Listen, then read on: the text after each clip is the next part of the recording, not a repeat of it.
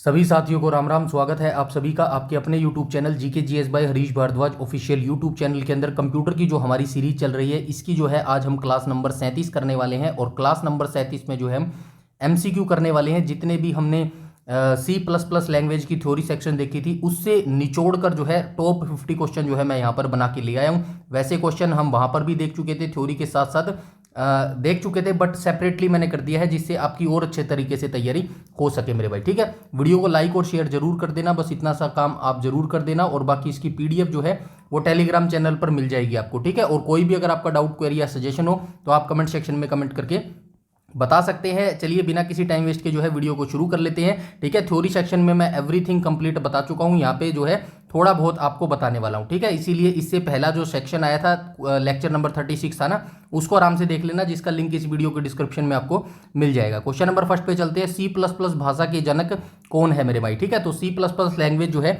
ये किसके द्वारा डेवलप की गई थी? तो राइट ऑप्शन क्या हो जाएगा? डेनियस रिची के द्वारा जो है C लैंग्वेज को बनाया गया था मेरे भाई। ठीक है, यहाँ पे बजरने स्टट्स आ जाएगा, ऑप्शन नंबर बी यहाँ पर बिल्कुल करेक्ट हो जाएगा मेरे भाई। ठीक है, 1979 में इन्होंने जो है इस C++ लैंग्वेज को बनाया था। ठीक है, ये चीज आप याद रखेंगे। कहां पर बनाया था? बेल लेबोरेटरी में बनाया था मेरे भाई। ठीक है, बेल लैब के अंदर जो है इन्होंने इसको बनाया था मेरे भाई। ठीक है, चलिए अगर आपको पता है तो ये दोनों आविष्कारकों के नाम है मेरे भाई। ठीक है, जेम गोसलिंग हो गया और गाइडो वेन रूसेम हो गया। तो आप मुझे फटाफट से कमेंट सेक्शन में बताओ इन दोनों व्यक्तियों के द्वारा जो है किन किन लैंग्वेज का जो है आविष्कार किया गया था मेरे भाई। ठीक है, तो अगर नहीं पता तो कोई घबराने की जरूरत नहीं है, आप गूगल पे जाइए और फाइंड आउट करने की कोशिश कीजिएगा। जब खुद से आप जो है सीखने की कोशिश करेंगे ना, खुद से फाइंड आउट करने की कोशिश करेंगे, तो यकीन मानिएगा वो क्वेश्चन आपको लाइफ टाइम तक याद रहने वाली है। ठीक है, चलिए क्वेश्चन नंबर सेकंड पे आ जाएंगे।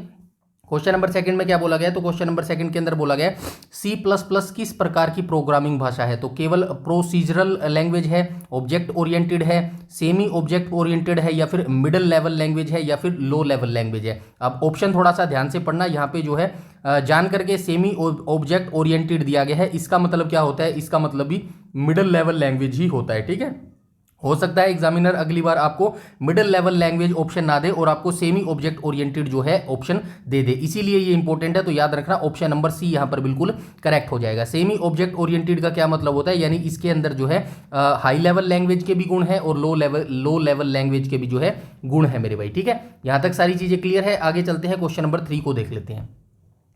3 में क्या बोला गया है? तो 3 के अंदर बोला गया है क्लास के वेरिएबल को क्या कहा जाता है? तो क्लास के वेरिएबल को क्या कहा जाता है? डेटा टाइप हो जाएगा, ऑप्शन नंबर ए हो जाएगा, ऑप्शन नंबर बी फंक्शन हो जाएगा, या फिर सी ऑब्जेक्ट हो जाएगा। तो राइट ऑप्शन क्या हो जाएगा? ऑप्शन नंबर सी यहां पर जो है करेक्ट हो जाएगा, ऑब्जेक्ट हो जाएगा मेरे भाई। ठीक है, तो क्लास के जो वेरिएबल है ना, फॉर एग्जाम्पल ये जो क्लास है, क्लास का जो वेरिएबल होगा ये क्या होता है? ये ऑब्जेक्ट होता है मेरे भाई। ठीक है, ये ऑब्जेक्ट होता है। जैसे मैंने थ्योरी की क्लास थी उसके अंदर जो है एग्जांपल आपको दिया था ना, फॉर एग्जांपल जो क्लास है, क्लास कहाँ पे लिख देता हूँ? यहाँ पे लिख देता हूँ। क्लास क्या है? क्लास एक ब्लूप्रिंट है। ब्लूप्रिंट यानी कि नक्शा है। घर बनाने से पहले आप नक्शा बनाते हो ना, और इसके ऊपर, नक्शा के ऊपर जो आपका घर बनेगा ये क्या है? ये आपका ऑब्जेक्ट हो जाएगा मेरे भाई। ठीक है, ये क्या हो जाएगा? ये आपका ऑब्जेक्ट हो जाएगा। ठीक है, नहीं समझ आ रहा तो कोई दिक्कत नहीं, आप थ्योरी वाला सेक्शन देख लेना, एवरीथिंग बिल्कुल डिटेल से आसान भाषा में वहां पर समझाया गया। ठीक है, तो राइट ऑप्शन क्या हो जाएगा? ऑप्शन नंबर सी यहां पर बिल्कुल करेक्ट हो जाएगा। क्वेश्चन नंबर 4 पर चलते हैं। कौन सा सिद्धांत डेटा हाइडिंग के लिए जिम्मेदार है? तो डेटा हाइडिंग के लिए कौन सा जो सिद्धांत है यानी कि प्रिंसिपल है वो जिम्मेदार हो जाएगा? तो एनकैप्सुलेशन जो है इसका राइट ऑप्शन हो जाएगा मेरे भाई। ठीक है, डेटा और फंक्शन एक यूनिट यानी कि क्लास जो होती है ना, क्लास में बांधकर बाहरी एक्सेस से जो है सुरक्षित रखता है। कौन रखता है? एनकैप्सुलेशन रखता है। ऑप्शन नंबर सी यहां पर जो है बिल्कुल करेक्ट हो जाएगा। ठीक है, आगे चलते हैं क्वेश्चन नंबर 5 को। क्वेश्चन नंबर 5 में बोला गया है वन नेम मैनी फॉर्म्स क्या कहलाता है? ठीक है, एक नाम अनेक काम, ये क्या कहलाता है? तो ये कहलाता है ऑप्शन नंबर बी यहां पर बिल्कुल करेक्ट हो जाएगा, पॉलीमॉर्फिज्म जो है ये कहलाता है। मतलब पॉलीमॉर्फिज्म का क्या काम होता है? एक इसका नाम होता है, लेकिन काम ये जो है बहुत सारे करता है मेरे भाई। ठीक है, पॉलीमॉर्फिज्म जैसे कि फंक्शन ओवरलोडिंग होता है ना, एक ही नाम को अलग अलग परिस्थितियों में इस्तेमाल करने की अनुमति देता है पॉलीमॉर्फिज्म मेरे भाई। ठीक है, ऑप्शन नंबर बी यहां पर बिल्कुल करेक्ट हो जाएगा। नेक्स्ट क्वेश्चन पर चलते हैं। क्वेश्चन नंबर 6 को देख लेते हैं। कोड की पुनः प्रायोज्यता यानी कि कोड रीयूजेबिलिटी किससे प्राप्त होती है, यानी कि कोड को आप दोबारा यूज कर सकते हैं, ये चीज आपको किससे प्राप्त होती है, तो ये आपको इनहेरिटेंस से प्राप्त होती है मेरे भाई। ठीक है, राइट ऑप्शन क्या हो जाएगा, ऑप्शन नंबर ए यहां पर बिल्कुल करेक्ट हो जाएगा। इनहेरिटेंस का मतलब क्या होता है, इसके द्वारा यानी कि इनहेरिटेंस के द्वारा एक पुरानी क्लास के जो फीचर है ना, यानी कि आपने पुरानी जो क्लास बनाई थी उसके जो फीचर्स है ना, और उसके बाद जो अगर आपने उसी प्रोग्राम के अंदर एक और क्लास बना दी है, तो उस क्लास के अंदर भी जो है पुरानी क्लास वाले जो फीचर्स जो ऑप्शंस होते हैं ना, उनको आप जो है दोबारा यूज कर सकते हैं मेरे भाई। ठीक है, इस्तेमाल आप उनका कर सकते हैं। तो right option option number A यहां पर बिल्कुल करेक्ट हो जाएगा। ठीक है, क्वेश्चन नंबर 7 में बोला गया है सी प्लस प्लस में आउटपुट दिखाने के किस ऑब्जेक्ट का उपयोग किया जाता है। तो आपने देखा था थ्योरी सेक्शन के अंदर हमने सी इन देखा था और सी आउट देखा था। तो सी इन किसके लिए उपयोग, सी इन जो है किसके लिए उपयोग होता है और सी आउट किसके लिए उपयोग होता है, तो डिस्प्ले करने के लिए। ठीक है, डिस्प्ले करने के लिए यानी कि आउटपुट दिखाने के लिए जो है आप किसका उपयोग करते हैं, सी आउट का जो है उपयोग करते हैं, और इनपुट देने के लिए जो है आप सी इन का उपयोग करते हैं। तो ये चीजें आप याद रखना, इनपुट वाला सी इन वाला भी आपको ऑप्शन मिलेगा, क्वेश्चन मिलेगा आई थिंक। तो राइट ऑप्शन क्या हो जाएगा, क्या पूछा गया, आउटपुट ना, तो सी आउट हो जाएगा, ऑप्शन नंबर सी यहां पर बिल्कुल करेक्ट हो जाएगा। तो यानी कि ये कहना क्या मतलब है, सी आउट जो है आप प्रोग्राम को जो है शो करने के लिए यानी कि प्रिंट प्रिंट करने के लिए, दिखाने के लिए जो है आप सी आउट का यूज करते हैं। जैसे कि सी लैंग्वेज में आप किसका यूज करते थे, प्रिंट करने के लिए प्रिंट का यूज करते थे ना, प्रिंट एफ का यूज करते थे। तो सेम चीज यहां पर है मेरे भाई। ठीक है, आगे चलते हैं, क्वेश्चन नंबर 8 को देख लेते हैं। 8 में बोला गया है सी इन के साथ किस ऑपरेटर का उपयोग होता है। ठीक है, तो थ्योरी सेक्शन में हमने देखा था सी इन के साथ भी ऑपरेटर था, सी और सी आउट के साथ भी ऑपरेटर था, सी आउट के साथ भी ऑपरेटर था। ठीक है, एक ऐसा ऑपरेटर था और एक ऐसा ऑपरेटर था, समझ आ रहा है, इसीलिए बोल रहा हूं थ्योरी सेक्शन जरूर से देखा करो, यहीं से क्वेश्चन पूछता है, ऐसे ही क्वेश्चन पूछता है मेरे भाई एचएसएससी। ठीक है, तो सी इन के साथ किस ऑपरेटर का प्रयोग होता है, ऑप्शन नंबर जो है बी यहां पर बिल्कुल करेक्ट हो जाएगा मेरे भाई। ठीक है, यहां तक सारी चीजें क्लियर हुई। इसको क्या बोलते हैं, एक्सट्रैक्शन, एक्सट्रैक्शन बोलते हैं मेरे भाई। ठीक है, एक्सट्रैक्शन। ठीक है, एक्सट्रैक्शन या फिर इसको गेट फ्रॉम ऑपरेटर भी बोला जाता है मेरे भाई। ठीक है, यहां तक सारी चीजें क्लियर हुई। और इस सी इन को क्या बोला जाता है, इसको इंसर्शन जो है ऑपरेटर बोला जाता है मेरे भाई। ठीक है, उसके बाद हम चलते हैं आगे। ठीक है भाई, ये आप देख लेना। ठीक है, ये थोड़ा सा सिंबल यहां पे गलत हो गया, इसको मैं दोबारा लिख देता हूं, कोई बात नहीं। ठीक है, इसको मैं दोबारा लिख देता हूं, यहां पे लिख देता हूं सी इन और यहां पे लिख देता हूं सी आउट मेरे भाई। सी इन का सिंबल क्या होता है, सी इन का सिंबल ऐसे होता है। ठीक है, सी इन का सिंबल ऐसे होता है जैसे कि ये क्वेश्चन में पूछा गया है। ठीक है, इसको क्या बोला जाता है, इसको एक्सट्रैक्शन बोला जाता है। ठीक है, एक्सट्रैक्शन ऑपरेशन ऑपरेटर बोला जाता है। और ये किसका साइन है, ये हो जाएगा सी आउट का सिंबल, ये हो जाएगा, इसको क्या बोला जाता है, इंसर्शन बोला जाता है। ठीक है, इंसर्शन, इंसर्शन ऑपरेटर इसको बोला जाता है। तो ये दोनों चीजें आप याद रखिएगा मेरे भाई। ठीक है, आगे चले, आगे चलते हैं, क्वेश्चन नंबर 9 के ऊपर चलते हैं मेरे भाई।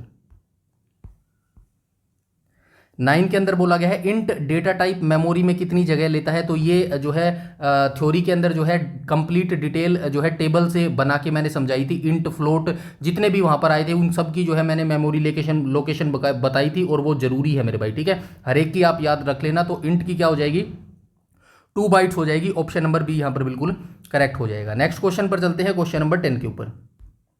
10 में बोला गया है जो है दशमलव वाली संख्या। ठीक है, ये 10 2 बार आ गया भाई। ठीक है ना, ये ऐसे है दशमलव वाली संख्या, जैसे कि 3.0 स्टोर करने के लिए कौन सा डेटा टाइप सही है, फ्लोट हो जाएगा, इंट नहीं होगा। कैर में जो है आप जो है वर्डिंग लेते हैं, फ्लोट हो जाएगा। राइट ऑप्शन क्या हो जाएगा, ऑप्शन नंबर जो है सी हो जाएगा मेरे भाई। ठीक है, क्वेश्चन नंबर 10 का राइट ऑप्शन क्या हो जाएगा, ऑप्शन नंबर सी हो जाएगा मेरे भाई। ठीक है, तो दशमलव वाली संख्या यानी कि 3.14 जैसी संख्या को स्टोर करने के लिए आप फ्लोट का यूज करते हैं मेरे भाई। ठीक है, FLOAT आ जाएगा। ठीक है, OAT आ जाएगा। आगे चलते हैं क्वेश्चन नंबर 11 के ऊपर। तो इसीलिए बोल रहा हूं थ्योरी वाला सेक्शन एक बार जरूर देख लेना, ये सारी चीजें आपकी जो है क्लियर हो जाएंगी। उसके बाद चलते हैं क्वेश्चन नंबर 11 पर। कैर डेटा टाइप कितनी मेमोरी लेता है। तो कैर का भी हमने जिक्र किया था, तो राइट ऑप्शन क्या हो जाएगा, एक डेटा टाइप एक बाइट जो है एक बाइट जो है डेटा टाइप मेमोरी लेता है कैर शब्द भाई। ठीक है, याद रखना, एक बाइट लेता है। ठीक है, आगे चलते हैं। और ये सिंगल कैरेक्टर को स्टोर करने के लिए होता है, याद रखना,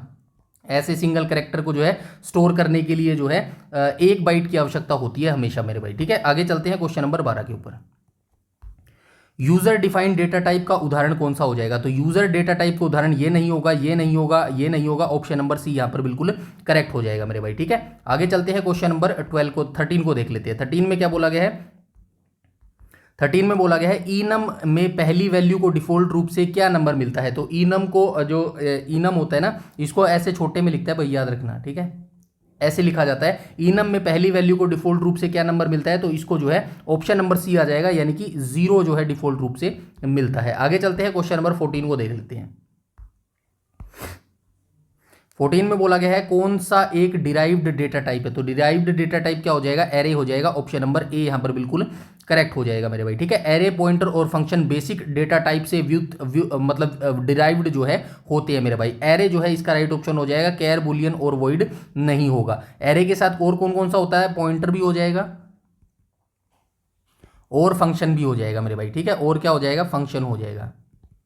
ये तीनों ही बेसिक डेटा टाइप से जो है उत्पन्न होते हैं, यानी कि डिराइव्ड होते हैं मेरे भाई। ठीक है, तो राइट ऑप्शन हो जाएगा ऑप्शन नंबर ए करेक्ट हो जाएगा। उसके बाद चलते हैं क्वेश्चन नंबर 15 पर। 15 में क्या बोला गया है? 15 के अंदर बोला गया है वेरिएबल का नाम किससे शुरू नहीं हो सकता? तो नंबर से जो है इसका जो है वेरिएबल का नाम शुरू नहीं हो सकता। तो ऑप्शन नंबर सी यहां पर बिल्कुल करेक्ट हो जाएगा। नंबर से जो है ये शुरू नहीं हो सकता किसी भी वेरिएबल का नाम मेरे भाई। ठीक है, आगे चलते हैं, क्वेश्चन नंबर 16 को देख लेते हैं। C++ एक डैश भाषा है। तो C++ कैसी भाषा है? C++ एक केस सेंसिटिव भाषा है, यानी कि इसका अलग मतलब है, एंगल का अलग मतलब है।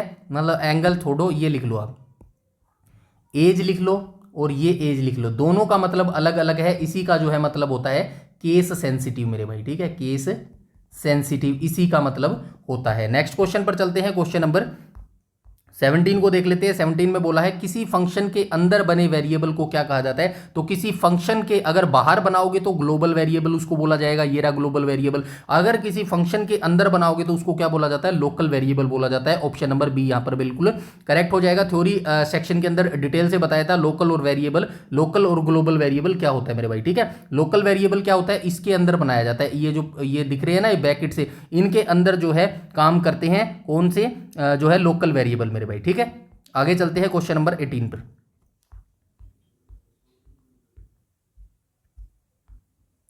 जो वेरिएबल पूरे प्रोग्राम में कहीं भी इस्तेमाल हो सके उन्हें ग्लोबल वेरिएबल कहते हैं। अभी ऊपर हमने लोकल वेरिएबल की बात की थी ना, तो यहां पर जो है ऑप्शन नंबर सी आ जाएगा। तो राइट ऑप्शन क्या हो जाएगा? ऑप्शन नंबर सी हो जाएगा। ग्लोबल वेरिएबल जो है फंक्शन के बाहर उससे ऊपर डिफाइन किए जा सकते हैं मेरे भाई। ठीक है, फंक्शन क्या होता है? ये होता है ना, ये मेन, इससे ऊपर यहां पर जो है डिफाइन किए जाते हैं ग्लोबल वेरिएबल। ठीक है, आगे चलते हैं, क्वेश्चन नंबर 19 को देख लेते हैं। जिसकी वैल्यू प्रोग्राम के दौरान बदली न जा सके उसे क्या कहते हैं? तो आप सभी जानते हैं कांस्टेंट बोलते हैं। ऑप्शन नंबर सी यहां पर जो है बिल्कुल करेक्ट हो जाएगा मेरे भाई। ठीक है, इनकी जो है वैल्यू नहीं बदली जा सकती मेरे भाई।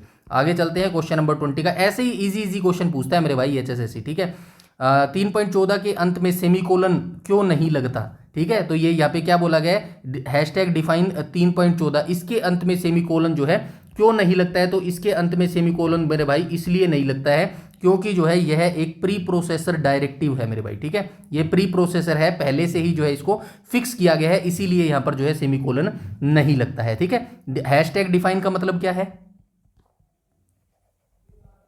यहाँ पे लिखा है ना हैशटैग, इसका मतलब क्या है? कंपाइलर के लिए एक निर्देश है, स्टेटमेंट नहीं है ये। ठीक है, स्टेटमेंट तो वो होती है जो हम लिखते हैं, क्लास हो गया, ठीक है, उसके बाद वेरिएबल हम देंगे, उसके बाद जो है हम उसको ऐसे करके सेमीकोलन करके लगाएंगे। ये क्या है? ये एक जो है स्टेटमेंट होती है। लेकिन यहाँ पे जो हैशटैग डिफाइन हम करके दे रहे हैं तो ये कंपाइलर के लिए एक जो है इंस्ट्रक्शन है मेरे भाई, स्टेटमेंट नहीं है, इसीलिए इसके पीछे जो है सेमीकोलन नहीं लगता है मेरे भाई। ठीक है, आगे चलें, क्वेश्चन नंबर 20 फर्स्ट को देख लेते हैं। फर्स्ट में क्या बोला गया है? कांस्टेंट बनाने के लिए किस कीवर्ड का प्रयोग होता है? तो कांस्टेंट बनाने के लिए इस कीवर्ड का प्रयोग होता है। ढूंढ लो कहां पर है, CONST हो जाएगा। ऑप्शन नंबर सी यहां पर बिल्कुल करेक्ट हो जाएगा। नेक्स्ट क्वेश्चन पर चलते हैं, क्वेश्चन नंबर 22 पर। 22 में बोला गया है शेषफल रिमाइंडर निकालने के लिए कौन सा ऑपरेटर यूज होता है? तो आप सभी जानते हैं रिमाइंडर निकालने के लिए मॉडुलस का प्रयोग होता है। ऑप्शन नंबर सी यहां पर बिल्कुल करेक्ट हो जाएगा। नेक्स्ट क्वेश्चन पे आ जाएंगे, क्वेश्चन नंबर 23 पर। 23 में क्या बोला गया? a+ इक्वल b का अर्थ क्या होता है? तो क्या होता है भाई क्वेश्चन नंबर 23 का right option option number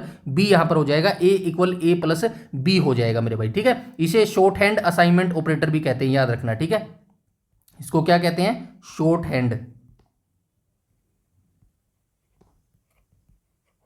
assignment operator, ठीक है। ऑपरेटर इसको कहते हैं। इसका क्या मतलब होता है, जोड़कर वापस उसी में स्टोर कर देता है मेरे भाई, ठीक है। जोड़कर क्या करता है, ए प्लस बी को जोड़कर क्या करेगा, ए में ही स्टोर कर देगा, ठीक है मेरे भाई। ये चीज आप याद रखेंगे मेरे भाई, ठीक है। इसके बाद हम चलते हैं आगे।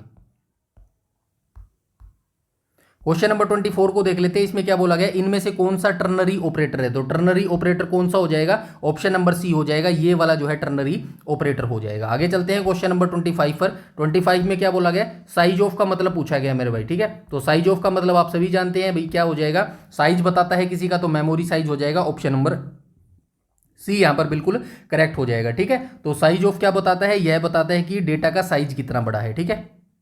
आगे चलते हैं क्वेश्चन नंबर 26 को देख लेते हैं। 6 में क्या बोला गया है, ग्लोबल वेरिएबल को एक्सेस करने वाला ऑपरेटर कौन सा है। तो ग्लोबल वेरिएबल को एक्सेस करने वाला ऑपरेटर ऑप्शन नंबर सी हो जाएगा। इसको क्या बोलते हैं, स्कोप रिजोल्यूशन ऑपरेटर बोलते हैं, ठीक है। स्कोप रिजोल्यूशन, SOLUTION, ठीक है, रिजोल्यूशन ऑपरेटर मेरे भाई, ठीक है। इसको क्या बोला जाता है, स्कोप रिजोल्यूशन ऑपरेटर बोला जाता है। और ग्लोबल वेरिएबल को एक्सेस करने वाला ये ऑपरेटर है मेरे भाई, ठीक है। ये चिन्ह सिंबल जरूर याद रखना, HSSC ऐसे ही 4 ऑप्शन देती है सिंबल बना के, जो आप कंफ्यूज हो जाते हो मेरे भाई, ठीक है। तो ये स्कोप रिजोल्यूशन ऑपरेटर क्या है, ग्लोबल वेरिएबल को लोकल स्कोप में जो है इस्तेमाल करने के लिए होता है मेरे भाई, ठीक है। आगे चलते हैं क्वेश्चन नंबर 27 पर।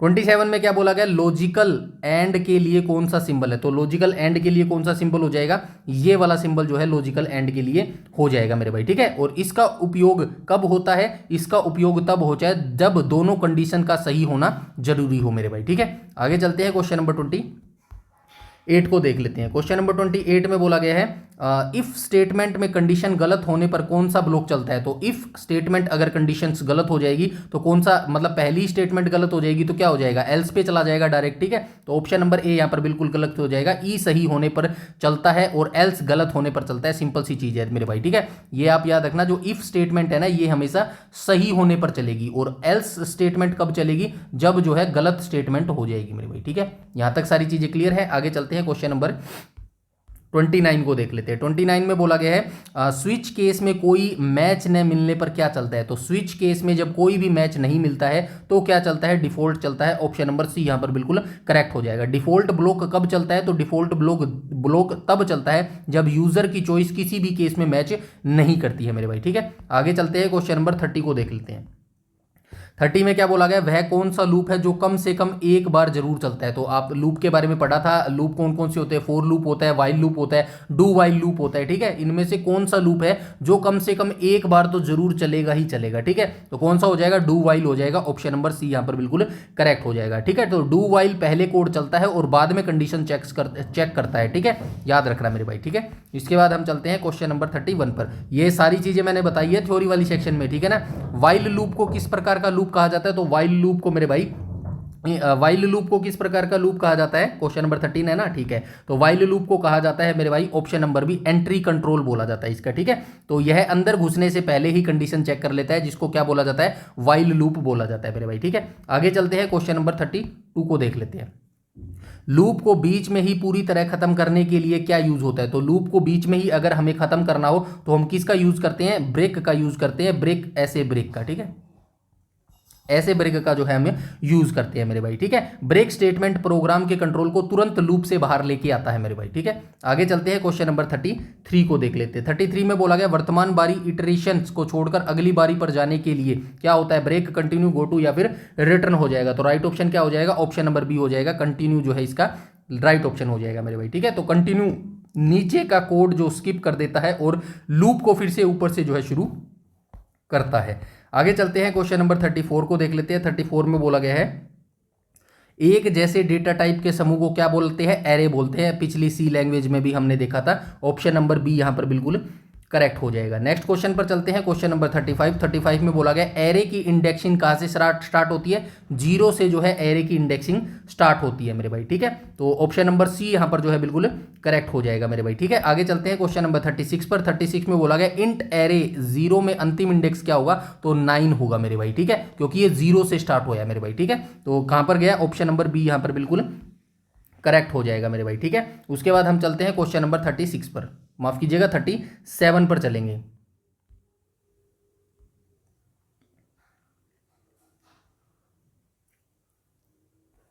36 था ना ये, ठीक है। उसके बाद आ जाएंगे 37 के अंदर।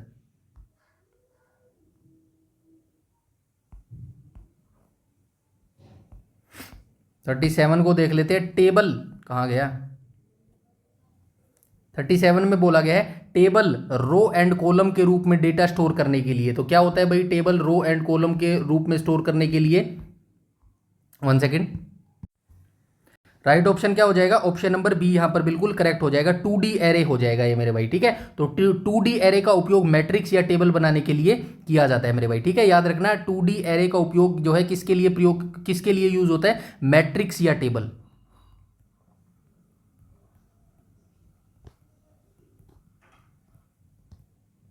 आगे चलते हैं, क्वेश्चन नंबर 38 को देख लेते हैं। 38 में बोला गया है एड्रेस स्टोर करने वाले वेरिएबल को क्या बोला जाता है? तो एड्रेस स्टोर करने वाले वेरिएबल को जो है पॉइंटर बोला जाता है। ऑप्शन नंबर बी यहां पर आ जाएगा। पॉइंटर का साइन कैसा होता है? ऐसे पॉइंटर का जो स्टार होता है ना वो साइन होता है मेरे भाई, ठीक है। तो एक विशेष वेरिएबल है, ठीक है। पॉइंटर एक विशेष वेरिएबल है जो दूसरे वेरिएबल का मेमोरी एड्रेस रखता है मेरे भाई। आगे चलते हैं, क्वेश्चन नंबर 39 को देख लेते हैं। वेरिएबल का एड्रेस पता करने के लिए कौन सा ऑपरेटर है? तो वेरिएबल का अगर हमें एड्रेस पता करना हो तो हम किस ऑपरेटर का यूज करते हैं? तो इसका यूज करते हैं एड्रेस ऑफ का। तो एड्रेस ऑफ कौन सा हो जाएगा? ऑप्शन नंबर बी यहां पर बिल्कुल करेक्ट हो जाएगा मेरे भाई, ठीक है। आगे चलते हैं, क्वेश्चन नंबर 40 को देख लेते हैं। 40 में बोला गया C++ में हेडर फाइल का एक्सटेंशन क्या होता है? तो C++ में हेडर फाइल का एक्सटेंशन ऑप्शन नंबर सी हो जाएगा, .h हो जाएगा मेरे भाई, ठीक है। तो .h हेडर फाइल के लिए .cpp मुख्य प्रोग्राम फाइल के लिए होता है मेरे भाई, ठीक है। तो ये .h याद रखना मेरे भाई, ठीक है। ऑप्शन नंबर सी यहां पर बिल्कुल करेक्ट हो जाएगा, ठीक है। आगे चलते हैं, क्वेश्चन नंबर 41 को देख लेते हैं। 41 के अंदर बोला गया आइसोट्रीम का पूरा नाम क्या हो जाएगा? तो इनपुट आउटपुट स्ट्रीम हो जाएगा। ऑप्शन नंबर इंटीजर नहीं होगा, इंटरनल नहीं होगा। ऑप्शन नंबर ए यहां पर बिल्कुल करेक्ट हो जाएगा। नेक्स्ट क्वेश्चन पर चलते हैं, क्वेश्चन नंबर 42 पर। 42 में क्या बोला गया है? प्रोग्राम का निष्पादन यानी कि एग्जीक्यूशन कहां से शुरू होता है? तो सी लैंग्वेज में भी सेम था, C++ में भी सेम है। मेन फंक्शन के बाद जो है प्रोग्राम एग्जीक्यूशन होना शुरू होता है मेरे भाई, ठीक है। आगे चलते हैं, क्वेश्चन नंबर 43 को देख लेते हैं।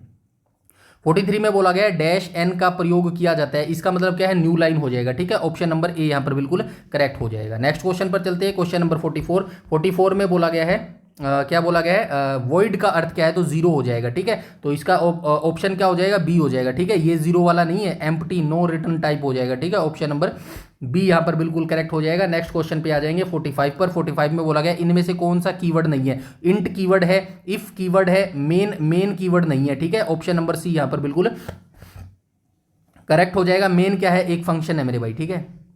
ये क्या है? ये एक फंक्शन है। ऊपर क्या पूछा है? कीवर्ड पूछा है, ठीक है। याद रखना मेन क्या है? एक फंक्शन का नाम है, ठीक है। C++ का रिजल्ट कीवर्ड नहीं है, ये याद रखना, ठीक है। आगे चलते हैं भाई, क्वेश्चन नंबर 46 को देख लेते हैं। 46 में बोला गया सी इन और सी आउट क्या है? कीवर्ड्स हैं, ऑपरेटर्स हैं, प्री डिफाइंड ऑब्जेक्ट हैं या फिर फंक्शन हो जाएंगे? तो ऑप्शन नंबर सी आ जाएगा, प्री डिफाइंड जो है ऑब्जेक्ट्स हो जाएंगे मेरे भाई, ठीक है। आइसोट्रीम क्लास के अंतर्गत आने वाले स्टैंडर्ड ऑब्जेक्ट माना जाता है मेरे भाई इनको, ठीक है। तो ऑप्शन नंबर सी हो जाएगा, सी इन और सी आउट प्री डिफाइंड ऑब्जेक्ट ये माना जाता है। क्वेश्चन नंबर 47 को देख लेते हैं। बिट वाइज लेफ्ट शिफ्ट का सिंबल क्या है? तो बिट वाइज लेफ्ट शिफ्ट का सिंबल हो जाएगा, ऑप्शन नंबर बी हो जाएगा। ये वाला सिंबल जो है लेफ्ट शिफ्ट का सिंबल हो जाएगा। आगे चलते हैं, क्वेश्चन नंबर 48। स्ट्रिंग जैसे हेलो को किस में लिखा जाता है? तो स्ट्रिंग है जैसे हेलो, ठीक है। हेलो को किस में लिखा जाता है? सिंगल कोट्स में लिखा जाएगा, डबल कोट्स में लिखा जाएगा? ऑब्वियसली डबल कोट्स में लिखा जाएगा। ऑप्शन नंबर बी यहां पर बिल्कुल करेक्ट हो जाएगा मेरे भाई, ठीक है। कैरेक्टर को सिंगल कोट और स्ट्रिंग को हमेशा डबल कोट में लिखा जाता है। याद रख लेना, रट्टा मार लेना, बहुत बार HSSC के द्वारा पूछा जाता है मेरे भाई, ठीक है। यहां पे लिख देता हूं, यहां पे क्या पूछा है? स्ट्रिंग पूछा है ना, स्ट्रिंग। यहां पे क्या लिख देता हूं? कैरेक्टर, CHAR, ठीक है। समझ लेना, कैर को क्या बोलते हैं? कैरेक्टर। कैरेक्टर को हमेशा सिंगल कोट में,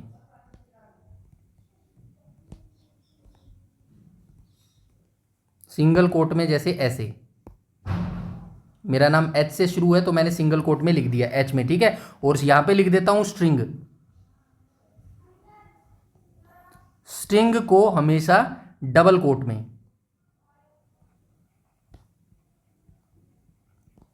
डबल कोट में लिखा जाता है, जैसे कि ऐसे मेरे भाई, ठीक है। ऐसे जो है लिखा जाता है, ठीक है। यहां तक सारी चीजें क्लियर हुई? आई होप यहां तक सारी चीजें क्लियर हो गई होंगी। इसके बाद हम चलते हैं क्वेश्चन नंबर 49 पर मेरे भाई, ठीक है। 49 में क्या बोला गया, 2 डे एरे में मैट्रिक्स, ये का मतलब क्या है, तो 2 डे मैट्रिक्स में जो है एरे 2 और एरे 3 का क्या मतलब हो जाएगा, इसके अंदर जो है रो 2 हो जाएंगी और कॉलम 3 हो जाएंगे। ऑप्शन नंबर ए यहां पर बिल्कुल करेक्ट हो जाएगा मेरे भाई, ठीक है। पहला ब्रैकेट क्या है, ये जो पहला ब्रैकेट है ना, पहला ब्रैकेट, ये पहला ब्रैकेट है और ये या कि ये क्या है, ये दूसरा ब्रैकेट है। पहले ब्रैकेट का मतलब रो हो जाएगा, ठीक है, ये क्या हो जाएंगी, रो हो जाएंगी, और इसका मतलब क्या हो जाएगा, इसका मतलब कॉलम हो जाएगा, COLUMN, ठीक है, ऐसे ही लिखा जाता है ना कॉलम। चलिए ठीक है, इसका ये बताता है मेरे भाई, ठीक है। आगे चलते हैं, आज का लास्ट क्वेश्चन देख लेते हैं, क्वेश्चन नंबर 50। C++ में मल्टी लाइन कमेंट कैसे लिखते हैं, तो मल्टी लाइन कमेंट लिखने के लिए इसका प्रयोग करते हैं, इसका प्रयोग करते हैं, इसका प्रयोग करते हैं, या फिर इसका प्रयोग करते हैं। ऑप्शन नंबर बी यहाँ पर बिल्कुल करेक्ट हो जाएगा, इसका प्रयोग किया जाता है मेरे भाई, ठीक है। तो यहाँ तक सारी चीजें आई थिंक क्लियर होनी चाहिए। फिर भी कोई अगर आपका डाउट क्वेरी या सजेशन है तो आप कमेंट सेक्शन में कमेंट करके बता देना। ये थोड़ी सी मेरे से मिस्टेक हो गई है, यहाँ पे मैं आंसर ही लिखना भूल गया हूं मेरे भाई, ठीक है। वैसे आंसर मैंने सारे आपको ऊपर बता दिए,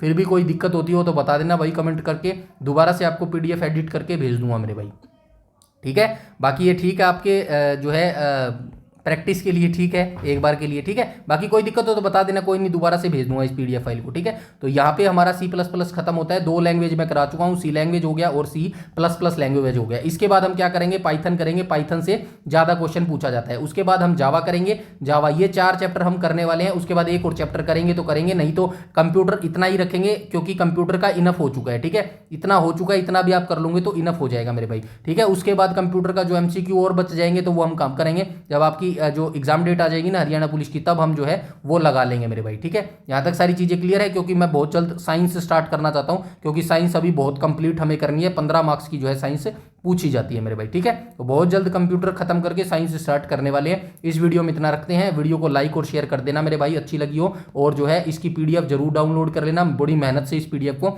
बनाया गया है, आप खुद भी देख रहे होंगे। ऐसे C लैंग्वेज किसी ने कराई हो ना यूट्यूब पे, बता देना मेरे भाई, ठीक है, इतनी डिटेल से और निचोड़ करके। चलिए ठीक है, आज के वीडियो में इतना ही रखते हैं, मिलते हैं कल वाली क्लास में इंडिया GK में। तब तक के लिए धन्यवाद।